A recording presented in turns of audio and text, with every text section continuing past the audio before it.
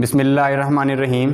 अस्सलाम वालेकुम dear students, my name is Nasir Kaleem and I am your maths teacher. आज के लेक्चर में हमने चैप्टर नंबर 9 को देखना था। लास्ट टाइम हमने एक्सरसाइज 9.1 के कुछ क्वेश्चंस देखे थे और जो बाकी रह गए थे आज उनको देखते हैं। तो ये जो चैप्टर नंबर 9 है ये एरियाज़ एंड वॉल्यूम से रिलेटेड है। 7th में भी हमने इस टाइप्स के क्वेश्चंस किए थे। अब इसमें नेक्स्ट हमने देखना है फर्दर कि एरियाज़ एंड वॉल्यूम्स के कैसे कैसे क्वेश्चंस हैं। पहले सिंपल तो हमने ये देखा कि अगर हमारे पास सर्कल हो या स्क्वायर हो, रेक्टेंगल हो तो उसका एरिया क्या होता है। लेकिन अब हम उससे आगे आ रहे हैं, मीन कि अगर हमारे पास स्फेयर आ जाता है या कोन आ जाती है उसका एरिया क्या होगा, उसका वॉल्यूम क्या होगा। तो हमें ये चीज़ माइंड में रखनी चाहिए, जब भी हम किसी चीज़ का एरिया फाइंड करवाएंगे तो उसका यूनिट हमेशा हम स्क्वायर में लेंगे। हो सकता है वो मीटर स्क्वायर हो, सेंटीमीटर स्क्वायर हो, इस तरीके से हो सकता है, ठीक है। क्योंकि जो एरिया होता है, अगर मैं स्क्वायर की बात करूं तो साइड मल्टीप्लाई बाय साइड होता है, और अगर सर्कल की बात करूं तो उसमें आता है पाई आर स्क्वायर। अब आर स्क्वायर आ रहा है इसमें, और हमारे पास इसमें रेडियस होता है तो जो कि मीटर मल्टीप्लाई बाय मीटर, फिर से वही मीटर स्क्वायर हो जाएगा। अब नेक्स्ट हमने जब इसको देखना है कि हम एरिया और वॉल्यूम देखेंगे स्फीयर का, तो इसकी बेस्ट एग्जांपल आप यूँ ले लें कि हम ये कह रहे हैं कि सर्कल और स्फीयर में क्या फ़र्क है। जो सर्कल होगा वो बिल्कुल अंदर से हॉलो होगा, खाली मीन जिस तरीके से आप एक कोई सी भी गोल शेप देख लें। मैं ये कहता हूँ कि आप फॉर एग्ज़ाम्पल ये देख लें कि आपके पास जैसे ही कोई गोल शेप हो, सिंपल, ठीक है, जिसके आर पार हम देख सकते हैं, तो वो हमारे पास एक सर्कल टाइप है। जबकि अगर हम एक गेंद की एग्जांपल लें, वो अंदर से खाली है और बाहर से उसकी सरफेस है, तो हमारे लिए ये एक स्फीयर है, ठीक है। बेस्ट एग्जांपल इसकी गेंद है। अब हम उसका देखेंगे भाई एरिया क्या होता है, उसका वॉल्यूम कैसे फाइंड करना है, उस तरफ आएंगे। लेकिन चैप्टर में सबसे पहले जो बेसिक आ रहा है वो हमारे पास ये है कि एक ट्राइंगल है, दो साइड्स गिवन हैं, थर्ड साइड हमने फाइंड करवानी है। तो हमने पहले भी इस पर बात की थी। अगर इस तरीके के क्वेश्चंस आएंगे तो हम उस पर हाइपोटेन्यूज का square is equal to base square plus altitude का स्क्वायर जो होता है, मीन कि हम इस पर पाइथागोरस थ्योरम अप्लाई करते हैं, ठीक है। और हमें पता है कि पाइथागोरस थ्योरम हम तब अप्लाई करते हैं जब हमें राइट एंगल ट्राइंगल दी जाए, ठीक है। तो आइए इसके चंद क्वेश्चन देखते हैं जो कि मोस्ट इंपॉर्टेंट है। एक्सरसाइज है हमारे पास 9.1, क्वेश्चन नंबर 6 है। The shadow of a pole measured from the foot of the pole is 2.8 meter long.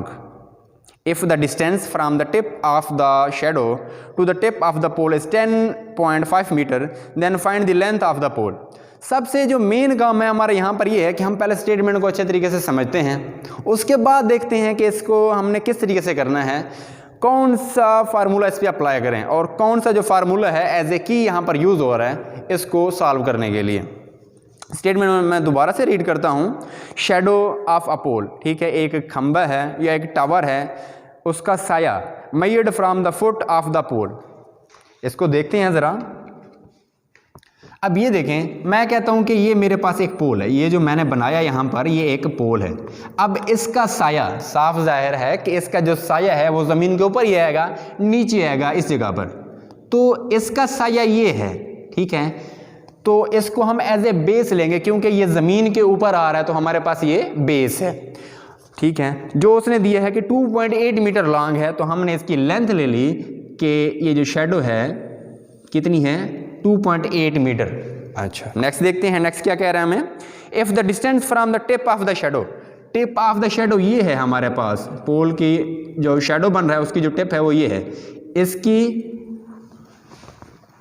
और to the tip of the pole, अब पोल की टिप ये है, इन दो पॉइंट्स के दरमियान में जो डिस्टेंस है वो 10.5 मीटर है।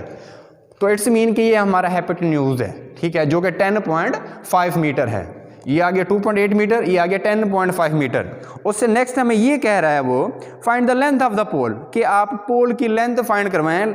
पोल की लेंथ कितनी है, जिसे मैंने एच से डिनोट करवाया है, ये चीज़ हमने फाइंड करवानी है। अब इसमें ये देखें, दो साइड्स आ गई हैं, राइट एंगल ट्राइंगल है, हमने थर्ड साइड फाइंड करवानी है।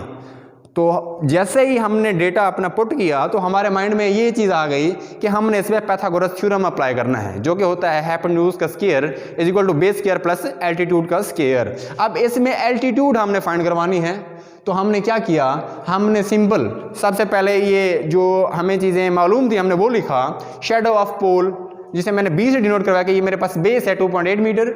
हाइपोटेन्यूज को मैंने लिखा है जो कि इन दो पॉइंट्स के दरमियान में डिस्टेंस था वो है 10.5 metre. Length of pole h है हमारे पास, ये हमने फाइंड करवाने हैं by Pythagoras theorem. Pythagoras theorem जैसे ही इस पे अप्लाई करवाएंगे वो क्या है, हाइपोटेन्यूज का square is equal to base square plus altitude square. Hypotenuse हमारे पास 10.5 है, बेस हमारे पास 2.8 है और एल्टीट्यूड हमने फाइंड करवाना है जिसे हमने h से डिनोट करवाया हुआ है। स्क्वायर ओपन किया तो ये आ गया 110.25 और ये आ गया 7.84 और ये आ गया h स्क्वायर। अब ये दो यहाँ पर हमें h चाहिए, जो चीज़ हमने फाइंड करवानी होती है उसके साथ जो भी क्वांटिटी खड़ी होती है हम उसे दूसरी साइड पे लेके जाते हैं, इसे हमने अकेला करना है। तो 7.84 का मैं उधर ले गया, बॉर्डर क्रॉस किया, यहाँ पर ये प्लस का था तो ये इधर आकर माइनस का हो जाएगा। हमें पता है कि अगर प्लस होगा तो माइनस, माइनस है तो प्लस, और मल्टीप्लिकेशन हो तो वो डिवीजन में चेंज हो जाती है, और अगर डिवीजन हो तो वो मल्टीप्लिकेशन में चेंज हो जाती है। अब जब ये सब्ट्रैक्ट करवाएंगे तो हमारे पास आ जाएगा h square is equal to 102.41। अब हमें जस्ट ये चाहिए कि इस पोल की हाइट मीन के लेंथ कितनी है, यहाँ पर तो h स्क्वायर है तो फिर हम क्या करेंगे, दोनों साइड से स्क्वायर रूट लेंगे तो h हमारे पास आ जाएगा 10.12 मीटर।